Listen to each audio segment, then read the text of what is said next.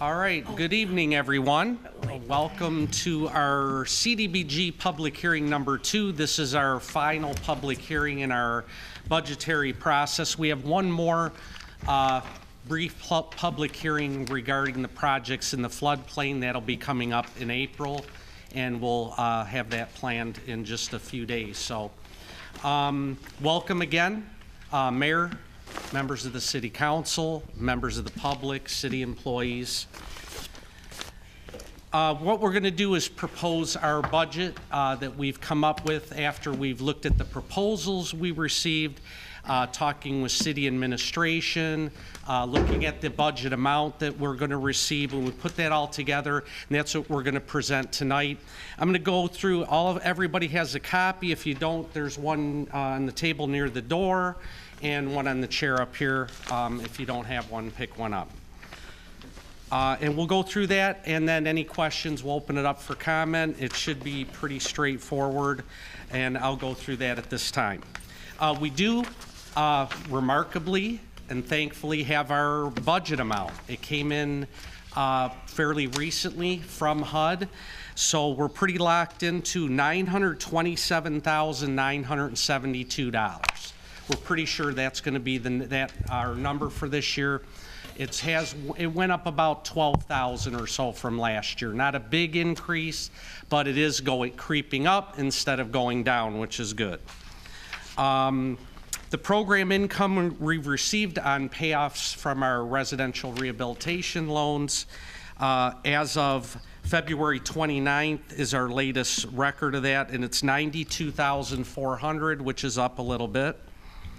And when you add those two together, we have our total, which we use to establish our public services cap for the fiscal year 16 program year, is $1,020,372. We multiply that by 15%, and that's the amount we have available for public services in the budget, which is $153,055. That will fund the two public service line items in the budget that we're proposing: the crime prevention, low mod area and limited clientele at $50,000, and the balance of $103,055 we'll use to fund the senior services, which is the funding support for Berwyn and Eaton senior centers. For the administration, we use the entitlement amount, again, $927,972. We estimate zero program income because we, for the past several years, have not been receiving a whole lot of program income, so we estimate zero, and as that comes in, it kind of pads the budget in a sense that the more we receive, our admin will creep up a little based on the program income we receive during the program year. And we use the entitlement amount plus the estimated program income, which we estimate at zero. So we have the $927,972 number times 20%. Is our admin cap. That's to administrate the CDBG program, salaries, office supplies, any support, planning, etc., to administer the grant. And that would be $185,594. We are going to reprogram funds, and that comes from IDIS, is the system that we use to track all the dollars with the federal government. And right now, in the area of money that is in that program at this time available for funding, $220,000. That's program income, canceled projects, projects that were under budget that had some left, that all, as those projects are closed out, all that money goes into that area, and we have $220,000 now to reprogram into the budget to fund other projects. So the total funding available is the entitlement amount, $927,972. the zero estimated program income, the reprogramming of $220,000, total available $1,147,972. That will break down into the table at the bottom of your sheet there. It will fund Berwyn improvements at $150,000, code enforcement at $75,000, crime prevention activities at $50,000, housing rehabilitation at $329,323, the Parkland Park ADA restroom facility, $225,000. Senior services, $103,055. Vista Maria facility rehab at $30,000, and the general admin and planning at $185,594, and that totals the $1,147,972. And the two capped items that we talked about earlier are built into that budget, and also the 20% admin cap is also built into that budget. On the table that you have, you see fiscal year 14 and 15 as comparisons for the line items that we're proposing in this budget, just for reference as to what we funded in past years, if anything at all, during the last couple years, just for reference. Some have crept upwards because our budget's been creeping up the last couple years. So this is the budget we're proposing this evening. At this time, we'll open it up for public comment. Any comments from our elected officials here and members of the public?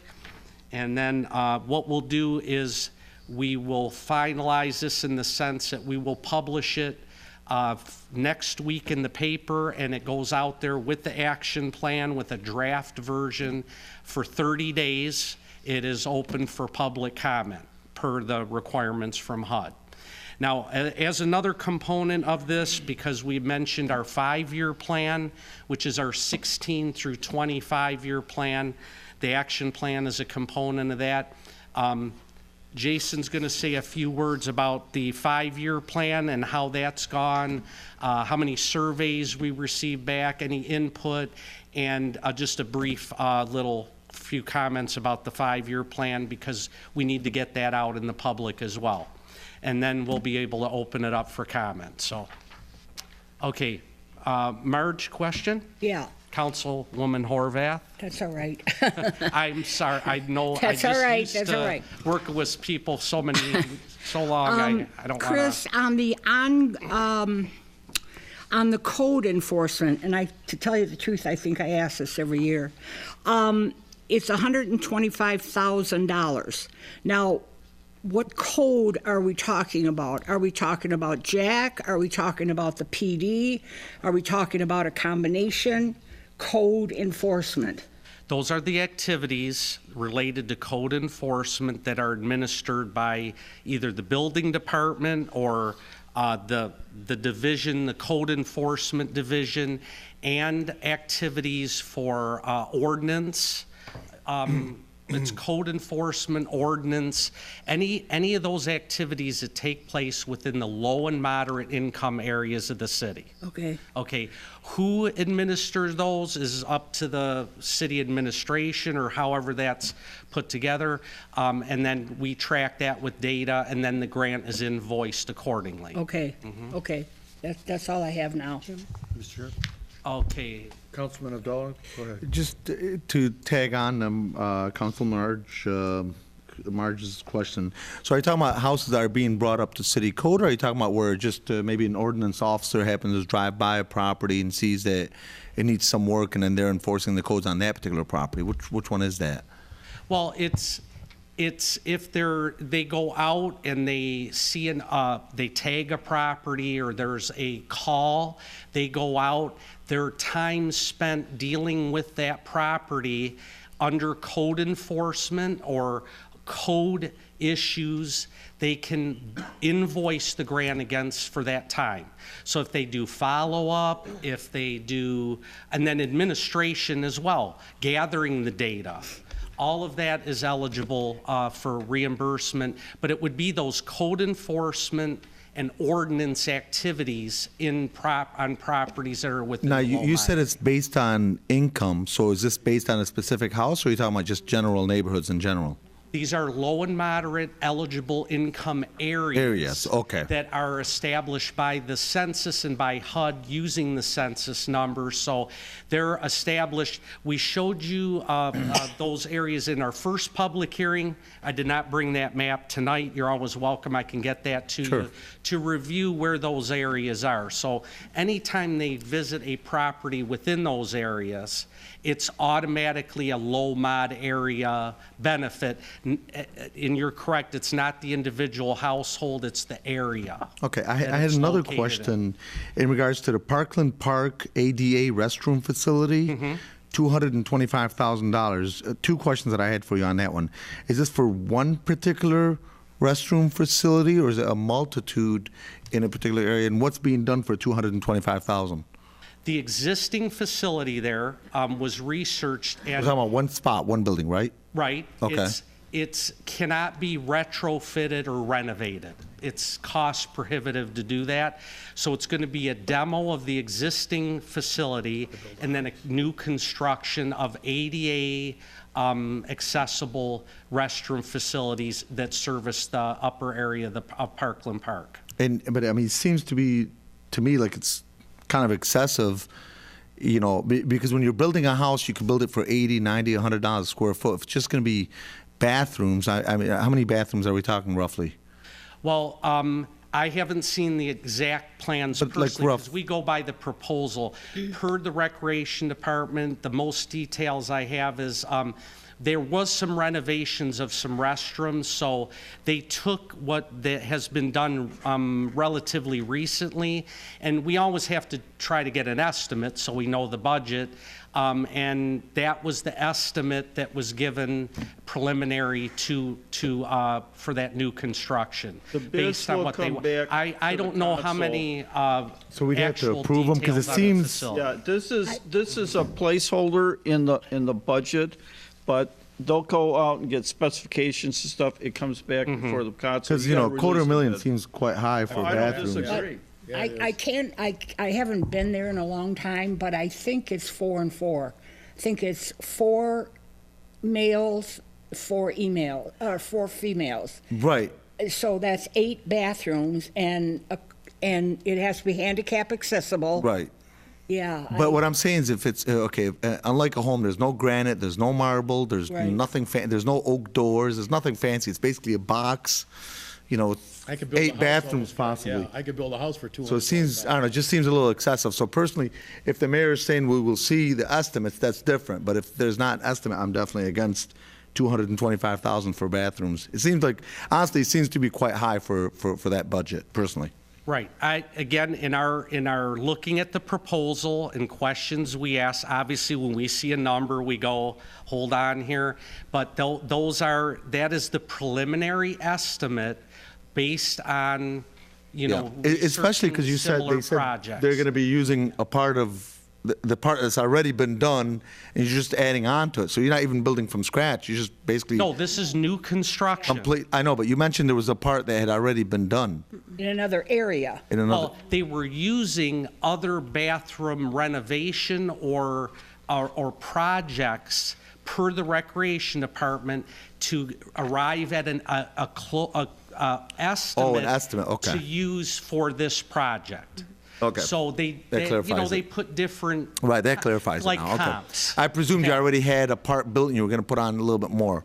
That makes No, more so sense. if we come under budget, the bid, great, you know, well, and again, exactly as the mayor said, as the bids come in, but that's a preliminary estimate, and yeah, it seemed a little high, because we do a lot of construction projects in the department, and I went, whoa, you know, same kind of thing, but you know, we questioned a little more, and that's what we're comfortable putting Well, I mean, in I'd as just a like to go on preliminary record, so budget. long as, like, the mayor's saying we approve the estimates later, then that's fine. But if not, it seems pretty It goes quite more high. than that. You will actually approve the award. And so the final decision rests with the 7 of you. And what we need to do is, when they come back in with the plans, all of us need to put our heads together and say, hey, is this, what are you putting in here, Italian marble, or what's going on? And, Right. And Right. that's where, and then we go out for bids, and when the bids come in, the council will select the bids, whoever is the winning bid. But it's during that pre-bidding process that when we authorize them to go out, we've got to make sure that what it is they're doing. Sure. Thank Yeah, you. they could be knocking out a couple stalls to put in the bigger one, Yeah. accessible stall. I honestly haven't seen down to that detail yet, but it will all be before you. Thank Are you. they gonna tear down the whole Structure? The structure yes. that's there now? Or are Well- they gonna renovate that structure? Well, like I said, it had to be a demo and new construction because they could not Okay. renovate the existing. It was cost prohibitive to what Okay. they would have to So do. this includes demo? Yes, that budget would include demo as well. Mr. Chair? Councilman Musket, I see for 215 and 214, they allocated 250,000 for water main replacements, but I don't see anything for water main replacement now. That normally we allocate, depending on the proposal, 250,000. What we did in this budget, because it's got to move from somewhere, is that we decided to fund the Parkland Park project. We do have 2 pending water main projects going on right now with the $14 and $15. So they're still ongoing. So those projects are either in preliminary stages or just getting ready to get started. And that can happen sometimes where delays happen, and it can be a year or so after the program money comes in to when projects get started. So we're kind of already in a couple of those, so we determined, let's put that money, we usually put on water mains because we've got a couple projects going on already there, and we would allocate it to the park project for the ADA. Because we had that money available, and it's either one or the other because the budget can't really handle both of those at one time at this time. Thank you. So if we start creeping up, we'd be happy to tackle a couple of those bigger projects within the same year, so. Thank you. But we do have 2 current water main projects going on that are going to get started this spring, so. Councilwoman Lisa Thank you, Clayton. Mr. Chairman. More of a comment. I wanted to thank you, first of all, because I know you've spent time with me answering a lot of these questions, and I do appreciate your time, and I appreciate the survey as well that you made available to our residents. My comment is more, again, I'm glad that you're doing the Parkland Park ADA restroom facility there, and I already understood that it was complete demolition, tear down, and rebuild. But like the mayor said, that will come before us to do the award the bid. So we do have those controls built in. But I'm glad you're doing it, because I think that's great for our residents that are disabled or do have some challenges. The other comment I had was with code enforcement, and of course, again, this is just a comment because this is what it is, but in the past 2 years is $125,000, and we're down to $75,000. So I think that's really important because those are service hours that they're able to use for code enforcement, whether it's ordinance or building, in those low to mod income areas. So unfortunately, that's a decrease there, and that's just my comment, because I think that's hugely important in our communities, code enforcement. But I did want to say thank you, like I said. And how did the survey, do you have any feedback for us, how that's gone for you? Yeah, Jason's going to comment on that when he Oh, I'm makes his sorry. comments about the Okay. 5-year plan. Very So, good, thank you. yeah, if we're done with those preliminary questions, I can have Jason say a few words. We'll open it up for a couple, if any, and then we'll be all done with the hearing this evening, okay? Councilman Kozinski, go ahead. The Parkland facilities don't need to conform to the low and moderate income requirements, do they? No, that's not a low mod area project because that's not in the census during this 10-year period. But ADA serves limited clientele disabled, so those can be undertaken even if it's not in a low mod area because that's eligible under the ADA and the limited clientele benefit. So that's correct. It's not a low mod area project. In a follow-up to Councilwoman Hicks Clayton's question, suggesting that there's a reduction in the line for the ordinance enforcement, how can we get that amount back up to the level that it was? Because I personally believe, and probably she does too, that that's a critical activity that we've ventured on into in recent time that has to be continued. We based this on the last 2 years.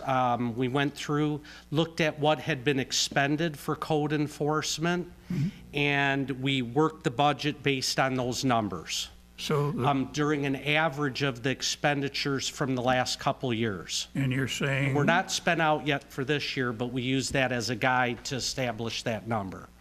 that's understood to mean that the amounts that were budgeted were not grossly expended. I'm sorry, I just didn't hear that last part. You're suggesting in that comment that the amount budgeted for that particular line item, code and ordinance enforcement, has not been totally expended then? Well, not for this year, no, because we're still ongoing, but we're basing it on the average invoices that we're getting against the grant to establish that number during the last year or two is how we did that. You said earlier that there's a 30-day period for public comment. Correct. How can that be facilitated, or how will that be facilitated? We put an ad in the paper, and it goes on our website and the community development portion of the website, and then a draft copy is made available electronically to the libraries in the clerk's office, and it's available in our office, and it's also available as a PDF on the city's on the community development portion of the website. So you. we try to disseminate it as much as possible so that the public has that 30 days to look at it. Thank you. That's all I have. Okay. All right, Jason, if you'd like to say a few words about that, then we'll proceed. Thank you. Thank you, Chris. Mr. Mayor, Council, thanks for having us today. Just real quick, wanted to give you a briefing on the 5-year plan, what's been going on, and give you an idea of moving forward, what we'll be doing. First of all, as Chris mentioned already, we'll be having a 30-day public comment period in the coming weeks to make the 5-year plan and the annual action plan available. So we'll have a hard copy available at the clerk's office, at the Community and Economic Development office, as well as at the libraries, and a PDF available online for download and viewing. Sorry. We've gone through a rigorous public participation process. We've had one public hearing already with the council. This is our second public hearing. We've held public workshops at Berwyn back in December to gain public comment regarding the 5-year plan.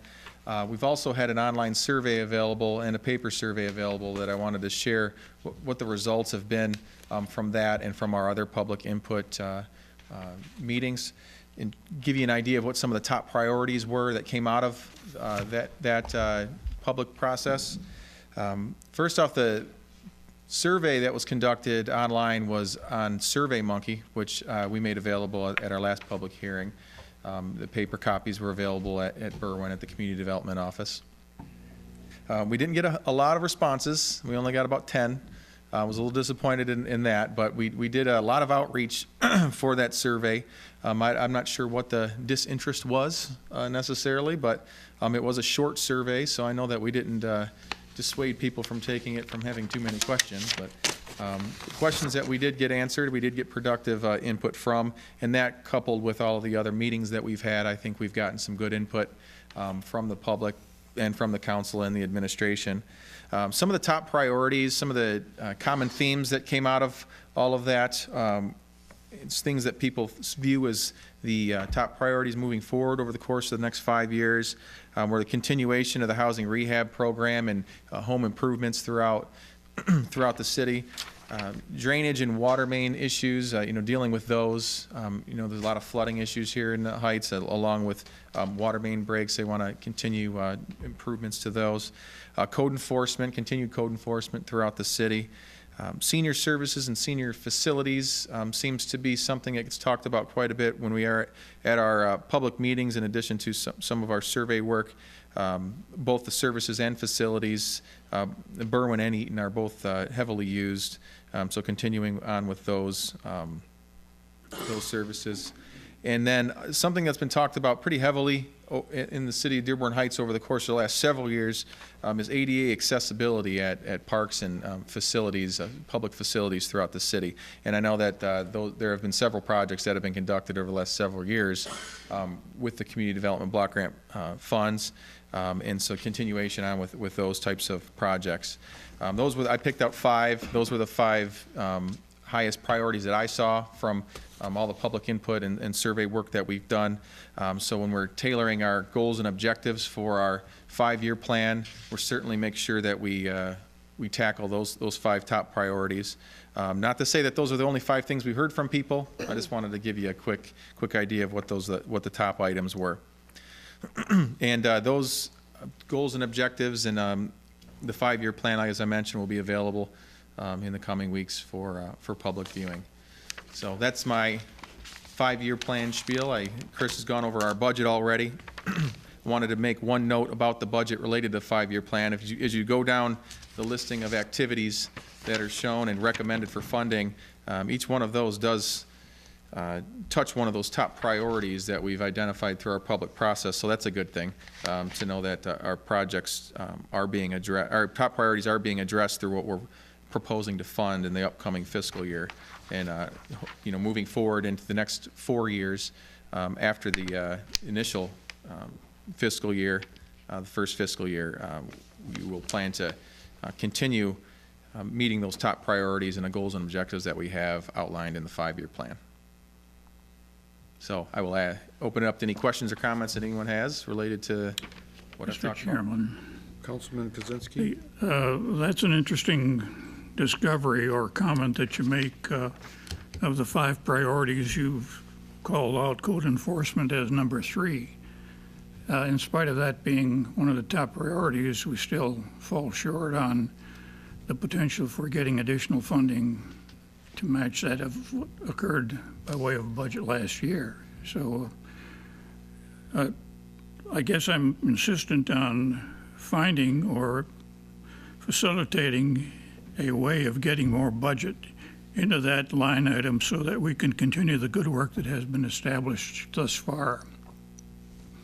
And I don't know how that's going to all shake out by virtue of that suggestion.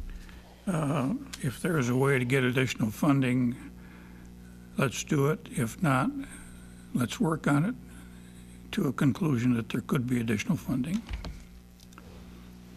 Through the chair, and I feel similar to the council comments here, and maybe the solution is to get this ADA approved bathroom in at a more reasonable cost, and then transfer those dollars to code enforcement, which I think ought to be our goal.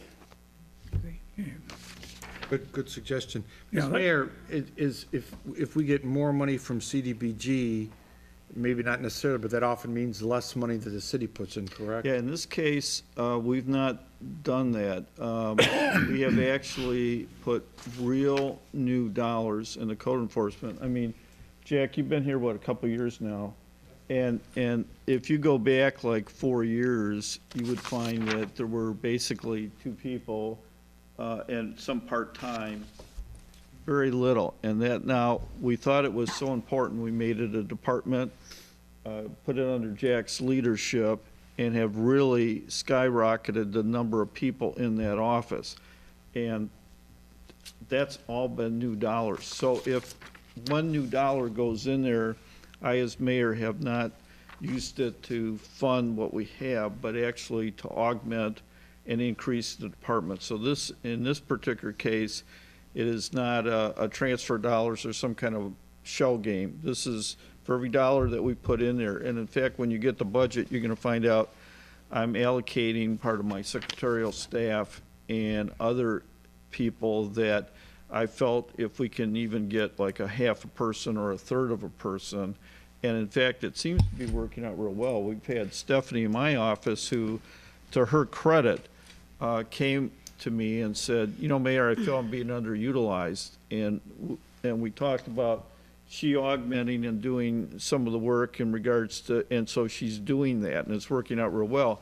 If you look at the budget we're in right now, there's no allocation, but to properly allocate dollars to departments, I think we put in half of her time is gonna be actually allocated.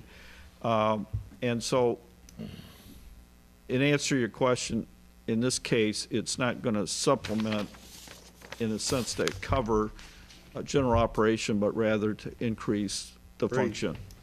Okay. Anything else? Mr. Chairman, there wouldn't be any reason why excess funding in another line item could be reprogrammed into this area, or is there? Again, we can always revisit based on the fluctuating amounts that are charged to the line items if we have to move or transfer money. If something comes in under budget or over budget, we can act accordingly, depending on what that is. And normally, if it's between approved line items, that isn't a lengthy process. But we try to anticipate as much as we can accurate line items amounts. And in the case of some, we don't know yet what the bids are coming. It could be higher, lower on specific projects, but we do our best to base each line item on traditional spending in that line item based over a period of time and what we anticipate we're going to spend in those projects. But there is latitude for that. We try to do as much as we can during this process, because if we make substantial changes later, we have to go through this process again. And we can do that mid-year and amend projects. We just have to go through the process again.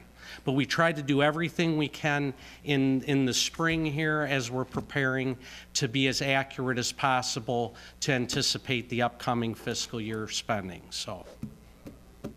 Okay. Chris, thank you. Anything else? Move to close the hearing. Any other questions from the public? Okay, at this time, we close the public hearing. Thank you, everyone. Thank you, elected officials and the public for attending. Good Thank job, you. guys. Thank you. Thanks, Chris. Should we go?